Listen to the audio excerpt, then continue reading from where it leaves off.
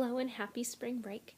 I know it's spring break. You don't have to sit and listen to a teacher, but if it's already seemed like it's been a long time since you've been out of school, you might want a story. So I thought I'd share one of my favorite ones, and it's called The Last Stop on Market Street by Matt de la Peña, and the pictures are by Christian Robinson. Only thing to really focus on in this story, other than just enjoying it, are the characters. The author does a really good job of showing us who these people are in a short story. Also, the illustrations are pretty cool. So, this is Last Stop on Market Street by Matt de la Peña. There's our title page. And our end pages. We have a cityscape.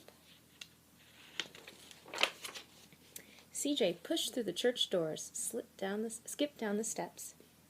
The outside air smelled like freedom, but it also smelled like rain, which freckled CJ's shirt and dripped down his nose.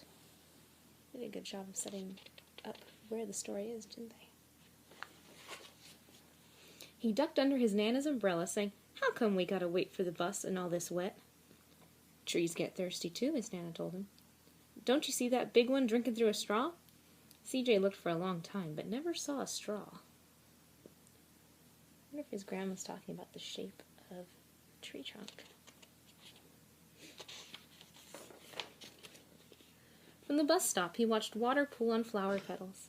He watched rain patter against the windshield of a nearby car. His friend Colby climbed in, gave CJ a wave, and drove off with his dad. "Nana, how come we don't got a car?" "Boy, what do we need a car for? We got a bus that breathes fire and old Mr. Dennis, who always has a trick for you." The bus creaked to a stop in front of them. It sighed and sagged, and the doors swung open. I wonder if you've ever ridden a city bus. If you have, I bet you understand what he's doing. "What's that I see?" Mr. Dennis asked. He pulled a coin from behind CJ's ear and placed it in his palm.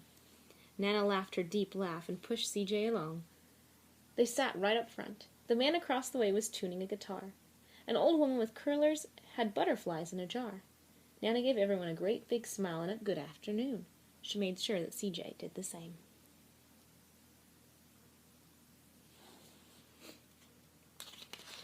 The bus lurched forward and stopped. Lurched forward and stopped. Nana hummed as she knit. "How come we always gotta go here after church?" CJ said. "Miguel and Colby never have to go nowhere." "I feel so sorry for those boys," she told him. "They'll never get a chance to meet Bobo or the Sunglass Man. And I hear Trixie's got herself a brand new hat." CJ stared out the window, feeling sorry for himself. He watched cars zip by on either side, and watched a group of boys hop curbs on bikes. A man climbed aboard with a spotted dog. CJ gave up his seat. "How come that man can't see?" "Boy, what do you know about seeing?" Nana told him. "Some people watch the world with their ears." "That's a fact. Their noses, too," the man said, smiling at the air. Sniffing at the air. "That's a mighty fine perfume you're wearing today, ma'am." Nana squeezed the man's hand and laughed her deep laugh. He's saying that he notices the world in other ways, even though he can't see. Two older boys got on next. CJ watched as they moved on by and stood him back. "Sure wish I had one of those," he said. What are one of those? Let's see. Oh, they're holding like an iPod and listening to music. Nana set down her knitting. "What for? You got the real live thing sitting right across from you. Why don't you ask the man to play us a song?" CJ didn't have to. The guitar player was already plucking strings and beginning to sing. "To feel the magic of music," the blind man whispered, "I like to close my eyes." Nana closed her eyes too, and so did CJ and the spotted dog.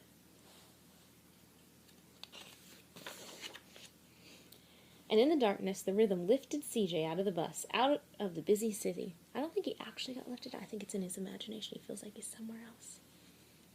He saw sunset colors swirling over crashing waves, saw a family of hawks slicing through the sky, saw the old woman's butterflies dancing free in the light of the moon. CJ's chest grew full, and he was lost in the sound, and the sound gave him the feeling of magic. Have you ever felt that way when you're listening to music? Because music can make us feel different ways, depending on the type of music.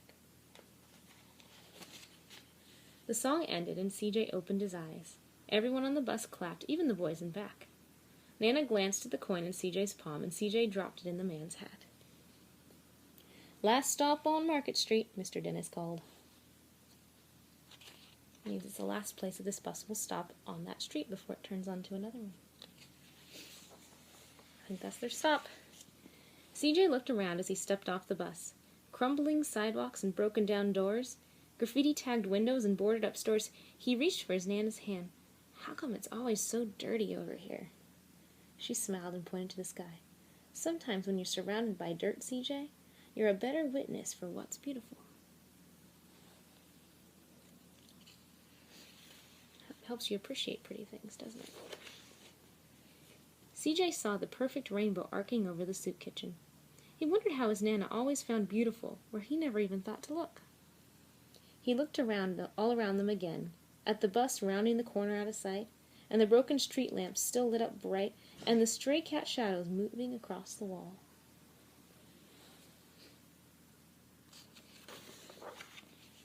When he spotted their familiar faces in the window, he said, "I'm glad we came."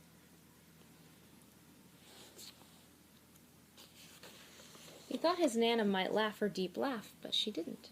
She patted him on the head and told him, "Me too, CJ. Now come on." Looks like they're serving at a soup kitchen to help people that don't have food.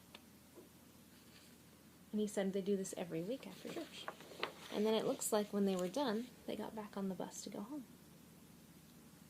A couple things I noticed when we were looking at this book. His Nana's personality.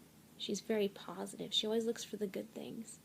He was feeling a little bit, why can't I have this, why can't I have that? Not very content. But she's pretty content in what she has and helping other people. Even though it sounds like they don't have very much. Like they don't have their own car and he doesn't have like an iPod of his own and things like that. She's still content with what she has and helping other people. And he's learning to be content. It's a pretty neat story. And we got glimpses of all these different people that were in the bus and what they're like. So that's one of the reasons I love this book. Neat characters. All right, hope you're having a good spring break.